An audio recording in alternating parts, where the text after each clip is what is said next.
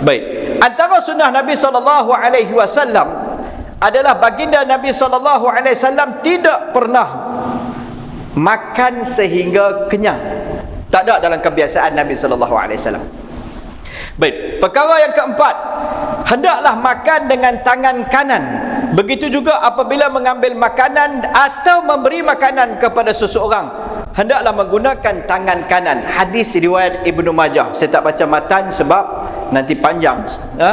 Baik, hadis riwayat Imam Ibnu Majah. Sunnah dalam makan guna tangan kanan.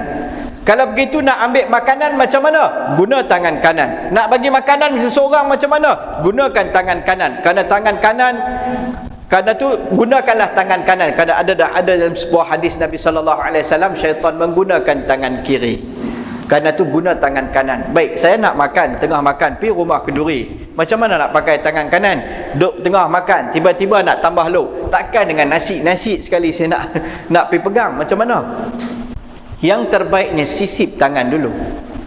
Sisip tangan dulu, kita pegang dengan hujung. Kalau kita benar-benar nak amalkan hadis ni. Dek, kalau saya pakai tangan kiri salah? Tak salah. Cuma bagi orang yang mencintai sunnah ni, dia nak follow exactly macam tu. Kalau dia nak amalkan macam tu, macam mana? Dia boleh pegang tangan macam ni. Setelah dia sisip jari dia. Kerana Nabi larang guna tangan kiri. Tetapi harus tak cedok lauk? Bukan makan, cedok lauk ya. Harus tak? Harus.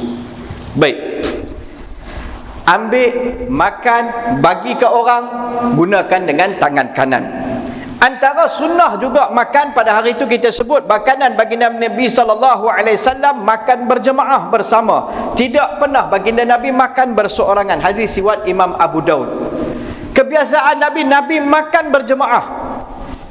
Dalam sepotong hadis Nabi SAW menyebut, lebih ramai orang yang makan bersama bermakna lebih banyak keberkatan dan rahmat. Hadis ni dipetik daripada kitab Mishkatul Masabih. Dalam satu bekas makanan tersebut, lebih banyak tangan dalam makanan tersebut, lebih banyak rahmat dan keberkatan yang Allah beri pada makanan tersebut. Berkat ni tuan-tuan, bila dia masuk makanan tersebut dalam tubuh kita, dia beri kekuatan kepada kita mentaati perintah Allah, dia beri kesihatan kepada kita. Kalau tak berkat, dia masuk tak bagi manfaat. Syekh Mutawalli Sya'rawi rahimallahu ta'ala kata, kita minum air dengan cara sunnah, air yang masuk hasil daripada kita minum dengan cara sunnah tersebut akan beri keberkatan di bila duduk dalam perut kita ni, pada kesihatan kita. Minum dengan cara sunnah Nabi SAW. Subhanallah. Ni makan, Nabi makan berjemaah. Kita benda ni bukan tak buat, kita selalu buat di masjid, tapi di rumah macam kita tak boleh nak buat. Hari ni dah jadi hidup di rumah ni berjemaah, makin hilang di rumah. Satu orang nanti ambil makan, pergi duduk kat depan TV, kan? Seorang ambil makan, keluar pada rumah, dia duduk menghadap cikgu tiga segi ni. Kan? Sabar. Sibuk sangat. Kan? Last sekali tinggal bapak seorang kat meja duduk tunggu. Bila benda ni kadang kita amal? Bila Ramadan. Sebab tu Ramadan menjalinkan mahabbah. Duduk bersama ni, dia mengikat hati, menjalin mahabbah. Link pada bulan Ramadan kita perasan tak? Sangat susah. Ada buku-buku tarbiyah yang para ulama menulis bagaimana nak mentarbiyah keluarga ni.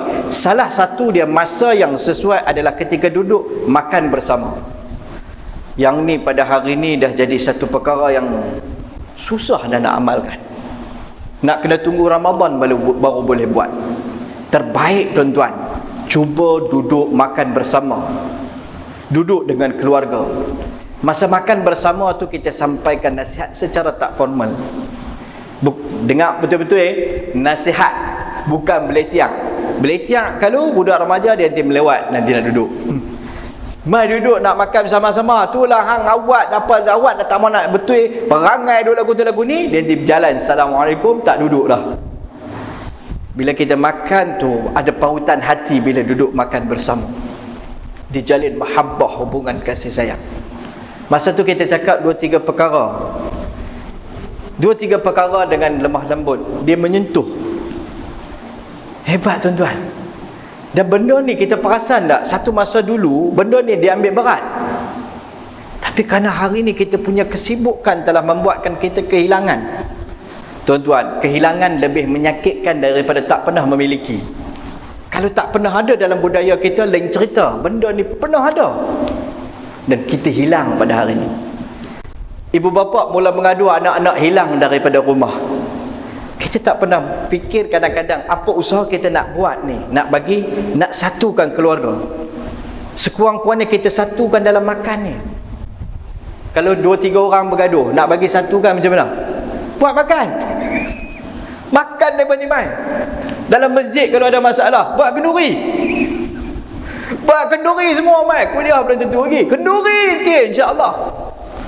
Buat kenduri yang sempoi-sempoi semua kira favorite, semua boleh jalan mai.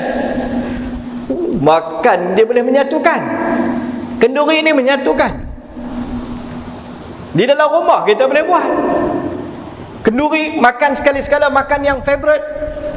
Buat satu hari yang walaupun anak-anak duduk merata, satu hari yang mana kita boleh berkumpul makan bersama. Ni kadang nak kena tunggu raya baru nak makan bersama. Tentukan hari Jumaat ke hari Sabtu, semua orang boleh duduk makan bersama. Kita yang ada dalam rumah ni, tak boleh ke satu masa untuk kita duduk makan bersama? Apa yang buat sibuk sangat untuk kita? Nabi sebut menjalin keberkatan. Keberkatan ni apa dia? Khairum minallah. Dalam kitab Jazaa'ul A'mal, Alama Ashraf Al-Tanawi rahimahullah ta'ala menafsirkan keberkatan al-khair minallah, kebaikan yang datang pada Allah. Allah sendiri bagi. Keberkatan bila ada pada usia, membuatkan satu orang tu makin panjang usia dia, makin dia taat pada perintah Allah, makin dekat dengan syurga. Keberkatan bila tak ada dalam usia makin panjang, dia makin jauh pada Allah Ta'ala.